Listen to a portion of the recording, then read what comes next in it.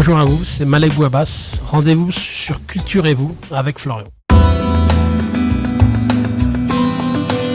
Malek Bouabbas, donc défavorablement connu des services de police, donc dernier compagnon de route d'Antonio Ferrara, interpellé en sa compagnie en juillet 2003 sur Paris suite à sa spectaculaire évasion de frein.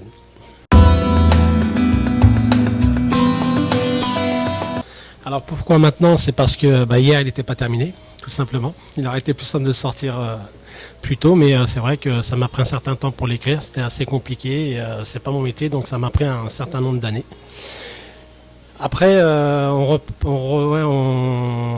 reprend un peu ce qui s'est dit et en repartant en faisant un bond en arrière, c'est vrai qu'il y a beaucoup de choses qui ont été dites sur cette histoire. Donc dans un premier temps, on a évoqué plusieurs pistes, plusieurs histoires, plusieurs raisons, plusieurs causes, sauf que c'est pas forcément la réalité des choses. J'ai eu cette envie donc de rétablir dans un premier temps cette vérité.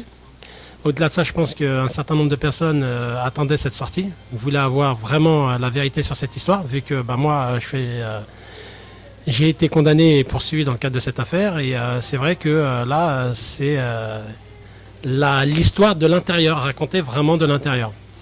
Après, pour revenir sur tout ce qui a été dit sur cette histoire, on a évoqué plusieurs pistes. Un commando qui aurait été payé à la Bob Denard, quoi, mercenaire, pour venir chercher un mec.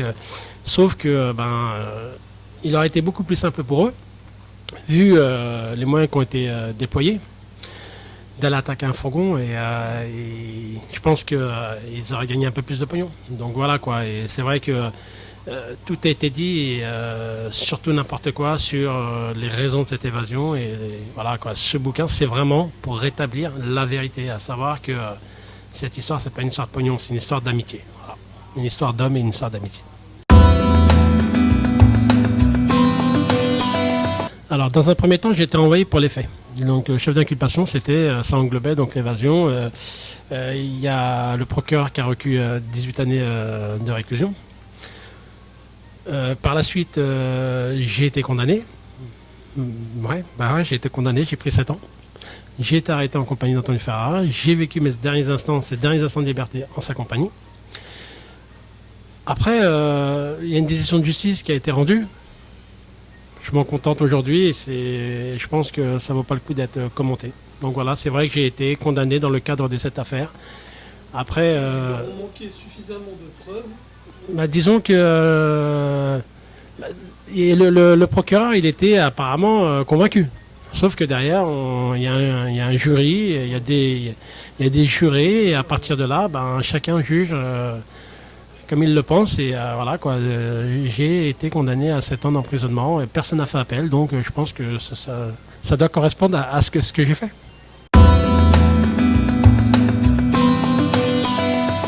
En fait, c'est pas que j'aime pas ce terme, c'est que c'est un terme, c'est un vocabulaire, c'est le vocabulaire des flics quoi. Donc à partir de là, chacun s'y retrouve.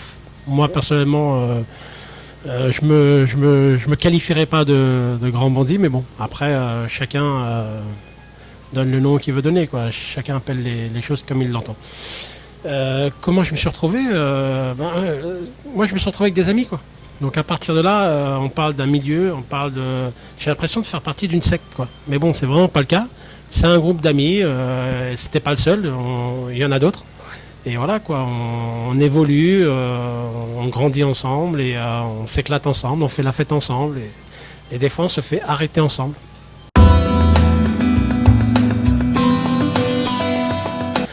Ma rencontre, elle s'est passée des années avant. Il faut bien comprendre que si je le rejoins à Saint-Raphaël à l'époque où il est en cavale, c'est parce que quelque part on se connaissait avant. Donc sinon je ne l'aurais pas rejoint. Ça aurait été très compliqué de le retrouver. Si les flics n'arrivent pas à le retrouver, donc moi ça aurait été encore plus compliqué. Donc c'est vrai que c'est une rencontre qui a été organisée.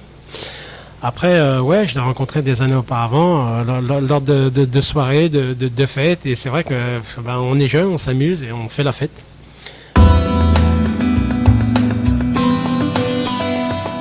Ah, les surnoms, ouais. Alors c'est vrai que j'ai évoqué un maximum de surnoms.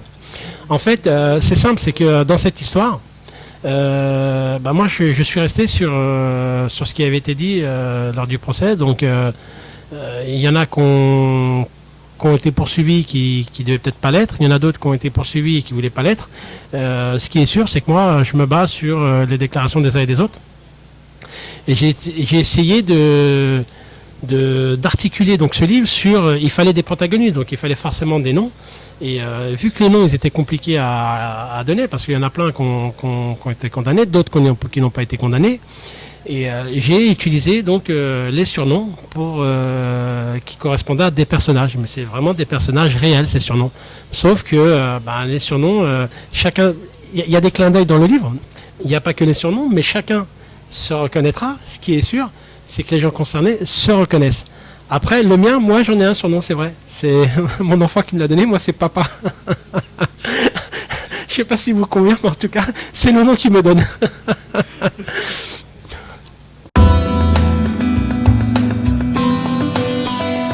En fait, oui, quand on voit comme ça, on a l'impression que les mecs sont passés devant, ils ont eu de la lumière, ils se sont arrêtés, et voilà, quoi, ils ont demandé s'ils ne pouvaient pas les rejoindre pour aller faire la fête. Sauf que ça s'est passé différemment, tout a été minutieusement préparé. Ça a pris du temps, ils se sont organisés. Ferrara, quand il se retrouve au mitard, c'est pas par hasard, donc il a fait en sorte de se retrouver au mitard. Pareil, il faut savoir quand même que cette histoire, donc le livre, c'est vraiment la fabrication de l'évasion, de la conception au passage à l'acte. Et il y a aussi les achats, parce qu'il faut faire des courses.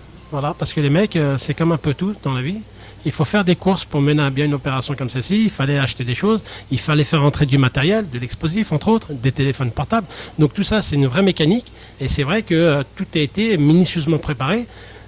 Les mecs, quand ils se pointent là-bas, dans un premier temps, ils envisagent d'éblouir le Mirador. Ils envisagent d'éblouir le Mirador avec des projecteurs. Sauf que les projecteurs, ils ne fonctionnent pas. Donc, arrivé sur place, ils sortent les projecteurs, ils ne fonctionnent pas. Donc, d'un plan A, ils passent à un plan B. Et le plan B, ils ont fait en sorte de geler les miradors. Donc, c'est un terme militaire qui a été employé lors des débats du procès. Et c'est un terme militaire qui a été utilisé par les services de police. Donc, ça consiste à faire en sorte qu'il n'y a pas de riposte. Donc, ils ont ciblé la partie en béton armé qui se trouve en dessous de la tête du mirador, donc le socle du mirador. Et ils ont gelé les miradors pour éviter qu'il y ait une réaction et une riposte des agents qui se trouvent à l'intérieur. Donc quand on parle de minutieusement préparé, c'est vrai que le nombre, pareil, je l'évoque. C'est pour ça que c'est intéressant. Le livre il est intéressant à ce niveau-là, parce que j'évoque aussi, je développe sur le nombre de personnes qui ont été nécessaires, parce que dans un premier temps, il faut savoir qu'il y avait un noyau dur, donc 5 personnes, et qu'au-delà de ça, ils se sont aperçus que ça n'allait pas être suffisant. Donc ils se sont approchés d'amis commun, d'amis proches, qui allaient prêter main forte.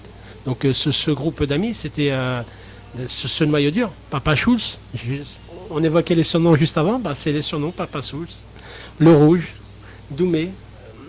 C'est une vraie histoire d'amitié, quoi. Ça va au-delà même d'une relation humaine, quoi. C'est une vraie histoire d'amitié. Alors, dans un premier temps, ce qui est sûr, c'est que ce livre, c'est pas le manuel pour mener à bien une évasion. Ça, c'est clair. Si c'était le manuel, ça serait. Et si vraiment des gens étaient intéressés par les moyens qui ont été utilisés pour attaquer Fresnes, je pense que ça se serait réitéré. C'est pas le cas. On le note aujourd'hui. Ça fait bientôt 13 ans. Ça fait plus de 12 ans en tout cas. Donc à partir de là, c'est pas un manuel. Après, ce que je leur dirais, c'est que dans la vie, on prend des décisions, on fait des choix, on suit des directions. C'est simple au premier abord, sauf que derrière, faut les assumer. Et là, ça devient compliqué. Donc, si j'ai un conseil à donner, c'est réfléchissez mûrement à ce que vous voulez faire ou envisagez de faire, parce que derrière, il y a souvent des conséquences. Et les conséquences sont souvent très très lourdes. Donc voilà, il faut bien réfléchir à ce qu'on fait et il ne faut pas avancer tête baissée, quoi. C'est important. Alors, en fait, Tefa, c'est un ami. Donc, on a grandi dans la même zone géographique. Et j'ai eu l'occasion de le rencontrer par hasard. Et c'est vrai que je lui ai évoqué donc, l'écriture de ce livre. Et dans un premier temps, quand il y a eu le début de l'écriture, il n'y avait pas de boîte d'édition. Et de fil en aiguille, j'ai eu des contacts, j'ai rencontré des éditeurs, et c'est vrai que j'ai rencontré donc l'édition Don Quichotte par l'intermédiaire de Tefa, qui est donc un ami qui fait dans la musique, c'est un producteur de musique. Bon, il fait aussi un peu Il fait un peu acteur de cinéma. Il a joué dans des rôles. Il était proche de Michael Young à une époque. Voilà, là, il est proche de Hanouna. Donc, il est un peu dans le milieu et c'est vrai qu'il a des connaissances, il a un carnet d'adresses et il a facilité ses rencontres. Et on s'est bien entendu avec la responsable, donc Stéphanie Chevrier, donc la responsable de Don Quichotte, qui, quand on a évoqué cette histoire, a été plutôt emballée et m'a vraiment soutenu et aidé jusqu'au bout, quoi. Et c'est vrai qu'il faut reconnaître que je ne sais pas comment ça se passe avec les autres boîtes d'édition, sauf que là, j'ai vraiment été soutenu. Et c'est pas évident parce qu'il y a tout le temps des périodes creuses. C'est dur d'écrire un livre. Ça n'a pas été facile tous les jours. Et j'ai eu leur soutien. Et ça, c'est pas négligeable.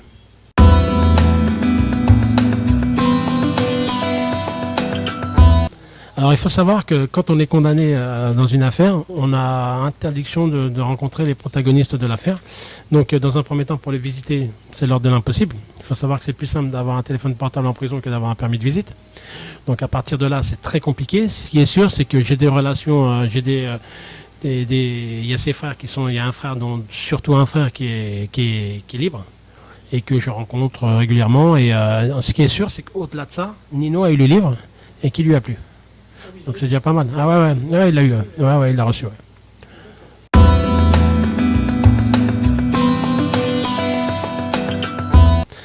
Un mot, ça va être difficile. Je dirais une phrase, tout a un prix sauf l'amitié. Je l'évoque dès le départ dans le livre. Voilà, tout a un prix sauf l'amitié.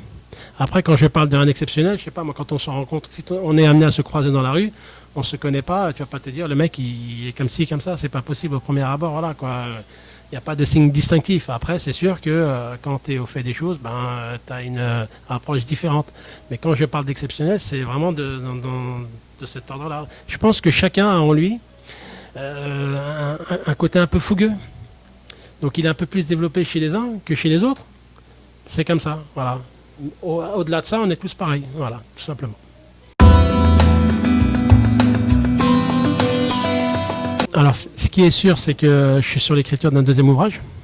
Donc, j'ai un passé, j'ai un vécu, certaines expériences, et c'est vrai que je m'aperçois que il y a vraiment des choses à raconter. Donc, je suis sur l'écriture d'un second ouvrage. Et à côté de ça, je collabore sur des scénars de films avec des prods. Donc, j'ai été contacté par des boîtes de production et je collabore sur l'écriture de scénarios de films. Après, on envisage aussi... il est très possible et probable que dans les années à venir, le livre soit adapté. Donc il y a eu des propositions dans ce sens-là aussi, parce qu'il faut savoir que quand on vient vous voir pour collaborer sur un scénario de film, c'est parce qu'au préalable, ils ont mis écho surtout du livre qui a fait un buzz dans le milieu. Et c'est vrai qu'on me propose et on me parle souvent de l'adaptation de ce livre qui apparemment est écrit comme un scénario de film. Donc c'est ce qu'on me dit souvent. Donc pourquoi pas le mettre en image, ça peut être sympa. Voilà.